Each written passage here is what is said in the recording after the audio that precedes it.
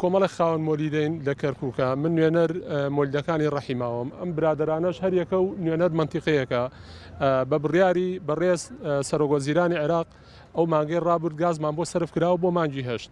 تا ئەم لەحزەیە 90 خەڵکی کەرکووک مۆلیدەی کەرکووک یەک قەترە گازی وەرنەگرتووە فئێمە هاتوونەتە بەردەم منتوجات داواکاریمانەوەیە ئەو گازەمان بۆ سرفکەن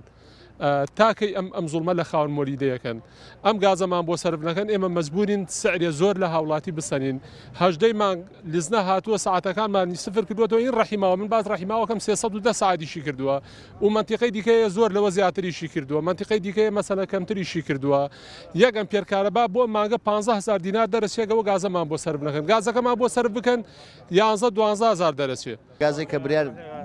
بدرێ پێمان بە بەلاش بەشی حەوت بۆ هەشت ڕۆژەکە ئەو بڕەگازەیە وەریشمان نەگردووە بە شەرتێک کە ئەڵێن بەلاشە و لە بەغاوە لە سەرۆکوەزیرانەوە تەخسیس کراوە ئەوە دووەم جارە ئێمە دەرچین بۆ ئەوەی کە ئەو بڕەگازەمان بدەنێ بەداخەوە سەرفی ناکەن ئیمڕۆ 25 مانگە بڕەکە هەر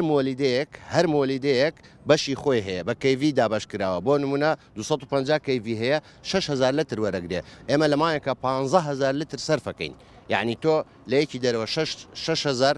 باقیەکەی ئەبێ ئێمە لە بازاری ڕەش بیکڕین لەبان ئەوەیشەوە ئەو گازە بەلاشیوا دراوە پێمان نەدراوە بۆ نەدراوە